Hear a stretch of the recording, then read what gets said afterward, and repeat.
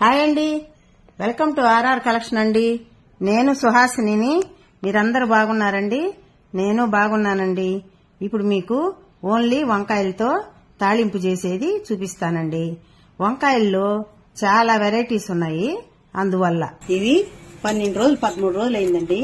నెల్లూరు నుంచి తెచ్చిన వంకాయలు. ఎంత బాగున్నాయి, ఇంకా లేతగా భలే ఉన్నాయి.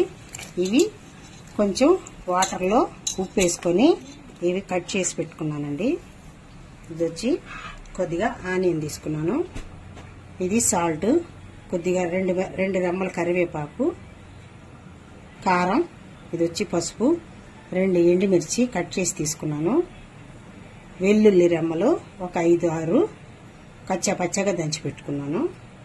ఇప్పుడు బాండిల్ పెట్టి స్టవ్ ఆన్ చేసుకున్నానండి. బాండిలి వేడెక్కేసిందండి. కొద్దిగా ఆయిల్ వేసుకుంటున్నాను. ఒక 2 స్పూన్లు ఆయిల్ వేసుకున్నాను.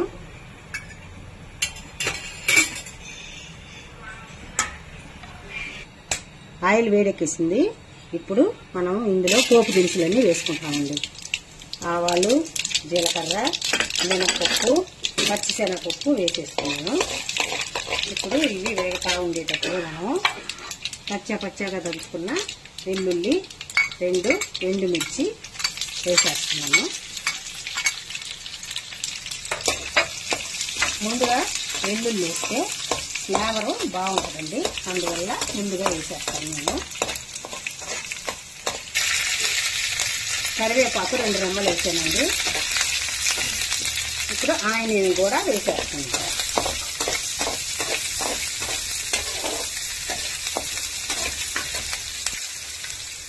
ఆనియన్ అంతా వేసేసాను.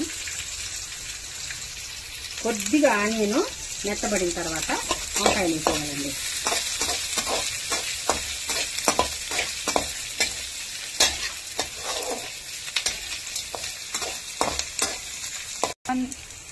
ఆనియన్ కొంచెం మెత్తబడిందండి.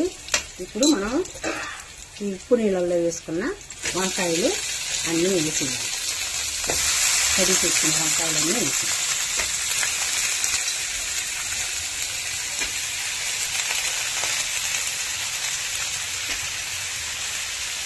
వేసేసి 1 నిమిషం పాటు ఆయిల్లో అలా తిప్పుకోవాలి.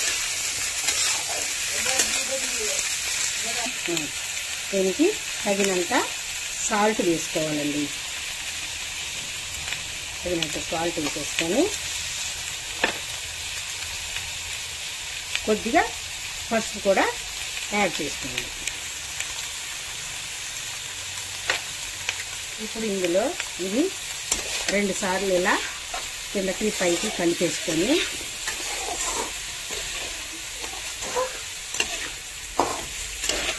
కొద్దిగా అండి ఒక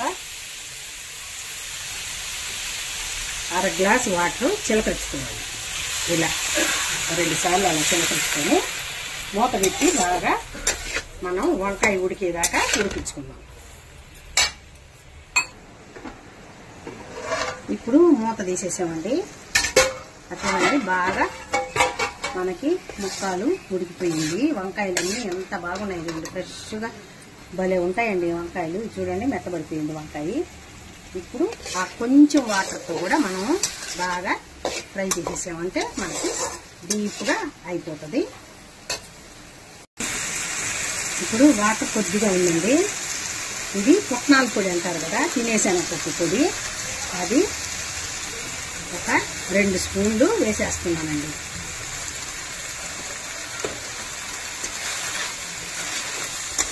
ఒక నిమిషం అలా కలుపుకొని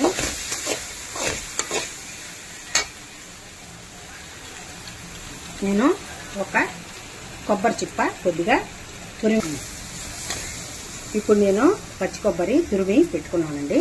ఇది కూడా ఇందులో చల్లేస్తున్నాను. పచ్చి కొబ్బరి కూడా చాలా హెల్త్కి మంచిదండి. ఏదన్నా తాలింపులు ఇలాంటివి చేసుకున్నప్పుడు కొద్దిగా ఎక్కువగా తాలింపుల్లో ఇదంతా కొబ్బరి వేసుకుంటే అలాగైనా తింటాం కదండి మనం, అందువల్ల మనకు ఆరోగ్యానికి మంచిది. కొంతమంది అయితే కొబ్బరి ఓన్లీ చెట్టు చల్లుకొని టిఫిన్ లాగా కూడా తింటారండి. ఇప్పుడు వేసేసాను, అన్నీ వేసేసాను. ఇప్పుడు ఫైనల్గా ఇందులో కొంచెం కారం చల్లుతున్నానండి. ఒక స్పూను కారం చల్లుతున్నాను. దీన్ని బాగా కలిపి మనం ఉప్పు కారం చూసి సర్వింగ్ బౌల్లోకి తీసుకుందాం. కొంచెం సాల్ట్ తక్కువ ఉందండి.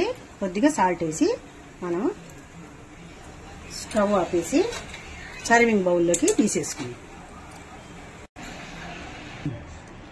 ఈ వంకాయ చూడండి ఎంత బాగా వచ్చిందో, పొడి పొడి పొడి పొడిగా, చాలా టేస్టీగా భలే ఉంటుందండి. ఈ కొబ్బరి, ఈ పుట్నాల పొడి అంటే తినేశనగపప్పు పొడి వేస్తాం కదా మనం, అది తినేశనగపప్పుతోటి ఇంకొక రకం ఉందండి. అది ఇంకొక వీడియోలో చేసి చూపిస్తాను.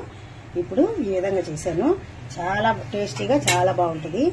ఇది మీరందరూ తప్పకుండా ట్రై చేసి లైక్ చేయండి, షేర్ చేయండి, సబ్స్క్రైబ్ చేయండి. లాస్ట్ వరకు నా వీడియో చూసినందుకు మీకు అందరికీ థ్యాంక్స్ అండి. బాయ్ అండి. నెక్స్ట్ ఇంకో మంచి రెసిపీతో వస్తాను.